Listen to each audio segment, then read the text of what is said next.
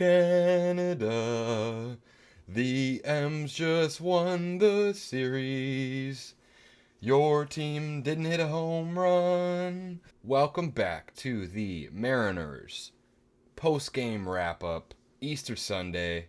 What a present. 8-3 victory. 4 straight series wins for the M's here.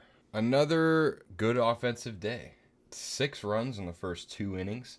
Knocked out the starter in 1 2/3. Today was kind of not a nail biter, but a game where you start to sweat a little bit when Toronto gets 3 runs back. There's base runners everywhere for the Jays all game. The first 4 innings, the Jays had the first 2 men on board and still only managed to squeeze 3 runs through. I was nervous. Let's get into the box score. I'm going to talk about the bullpen, their success today, and, just some player profiles, some things that excited me about today. I'll talk a little bit about what I'm planning on doing tomorrow, which is going to be like what I do every off day, just kind of a state of the union of sorts for the team. Yeah, let's get into it here. I'll start with pitching on both sides, then I'll get into the box score for the offense. Castillo, 5 innings pitched, 10 hits, 3 runs, all earned. 2 walks. His command has been not what we're used to over the years. Went 5 instead of 4 1/3 like he did in Cincinnati. 2 fewer walks, which is great to see. Let's go through the rest of the pitching. So Colin Snyder, 1 inning, no hits, no runs, no walks. Gabe Spire had 1 walk, 2 strikeouts, no runs. Trent Thornton, 1 hit, the only hit allowed from the bullpen today. Casey Legumina, he closed it out. 9 pitches, 1 inning pitched, and 1 hard hit ball. Easton Lucas for the Blue Jays. What a gift this was on Easter Sunday. 1 2/3 innings pitched, 7 hits, 6 runs, all earned, 2 walks, 5 strikeouts, 2 home runs, 6 hard hit balls. He was visibly frustrated, upset throughout that entire game. And then a guy making his major league debut, Paxton Schultz for the Jays. What a performance for this guy. 8 strikeouts, which ties the major league record for strikeouts from a bullpen pitcher in their debut. Carved us up like an Easter ham. Paxton went 4 1/3, 2 hits. Dylan Tate, this was a highly touted prospect when he was drafted. He was drafted 4th overall a few years ago. He had an inning and a third, 3 hits, 2 runs because of Rowdy Tellez, who continues to tear apart the Blue Jays. 2 earned runs, 3 strikeouts, a home run. And then Mason Fluharty, 1 2/3, 2 strikeouts. Geez, the Mariners struck out a ton today. If they didn't score 8 runs, I would be pretty disappointed about that, but a win is a win after all. 17 strikeouts. 17. Blue Jays had 7, and they still scored less than half the runs. Dylan Moore, 2 for 5, a run scored, a home run. After that home run, he struck out in 2 consecutive at-bats and then continued to hit the ball hard after that, 3 hard hit balls. Julio Rodriguez, 4 at-bats and a hit. Good to see him get hits in back-to-back days. He scored 2 runs. When you get him on the base paths, he is dangerous, so that's good to see. The scouting report is out on Julio, and it has been for about a year now or more.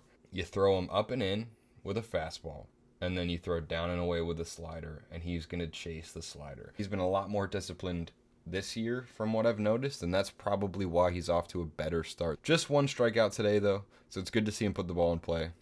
The hard hit ball was the double that almost got out. Cal, 1 for 5. He's on a travel ban to Toronto. Just too dangerous. After that home run, he struck out 4 times. He got the hat trick with the bunny. Randy Arozarena, 1 for 5, 2 RBIs.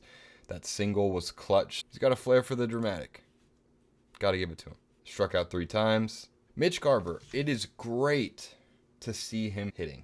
Hasn't gotten many opportunities this year, and that's because his track record so far as a Mariner has not been great. Obviously, last year, we know he was getting booed incessantly and he got death threats from Mariners fans, which we are a better fan base than that. That should not be happening to any player. I don't care how bad they're playing. It's good to see him hit the ball hard. He's 2 for 5. Could have very well been 3 for 5. He hit a ball very hard back to Paxton Schultz, knocked down with a glove. I think that was like 107 off the bat. And then he gets hit in by Rowdy Tellez. 3 home runs in 3 games. With 3 swings of the bat, this guy's got 7 RBIs in one series. Incredible turnaround for him.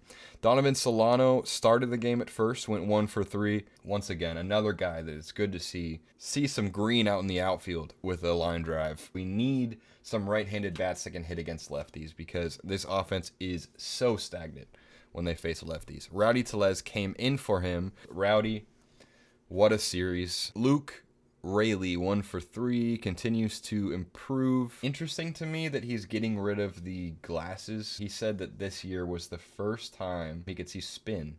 I don't know how you make it to the big leagues without recognizing spin from a pitcher. But he said that it was almost like he was seeing too much. So he got rid of the glasses. He's the professional athlete, so I shouldn't be speaking. Ben Williamson, 0 for 3, but probably still riding high from that first career home run. Leo Rivas had a great day today, 2 for 4, stung the ball a couple times. Just a couple of singles. Leo's not a guy known for his offense. He's fast, good glove. At the end of the day, he started the year in AAA, and he's only up right now because we've had so many injuries. But if we can get production out of second base in any way, shape, or form, I'll take it. For the Blue Jays, like I said, they had runners on first and second to start the first 4 innings. It's not like they're not hitting well. They're not hitting for power. I think that's something you're surprised from a lineup that has Bo Bichette, Vlad Guerrero, and Anthony Santander. They play small ball really well. They hit with runners in scoring position. Bo Bichette 2 for 5, Vladdy 2 for 3, Springer 1 for 4. Their backup catcher, Tyler Heineman, that's his real name, 3 for 4 with a double. He was stinging the ball today. I guess they should rest Alejandro Kirk more often. Luis Castillo did not go deep, as I so politely requested yesterday on the stream, but somehow, someway, only 3 earned runs. I don't think your starter going 5 innings is going to be sustainable for much longer. Again, the bullpen was nails today, and most of the series, the bullpen did a great job, especially yesterday. You're putting so much pressure on guys that really are only built to go an inning at most. Thornton has pitched, it feels like, every game. Gabe Spire got a day off yesterday, but he's pitched a lot. And Colin Snyder, as I nicknamed him the janitor, he's been on cleanup duty just about every game. So we really need some guys to go deeper in games. We've been so spoiled by this pitching staff that I can say 5 innings isn't a good outing. I mean, it's technically not a quality start by the metric. Most pitching staffs, I think, are okay with a guy going 5 innings. And the Mariners, who have just led the league in a lot of pitching categories in the last few years, you expect more from them, especially a veteran like Castillo. I'm still impressed with him today because the bases loaded a few times in the first few innings. Randy Arozarena bailed him out in the second, could have scored a few runs there, and he made a great play up against the wall. Well, thank you for watching. Stay tuned for another video tomorrow. Prep for the Red Sox series. Also just a sort of a State of the Union on the Mariners. Like and subscribe.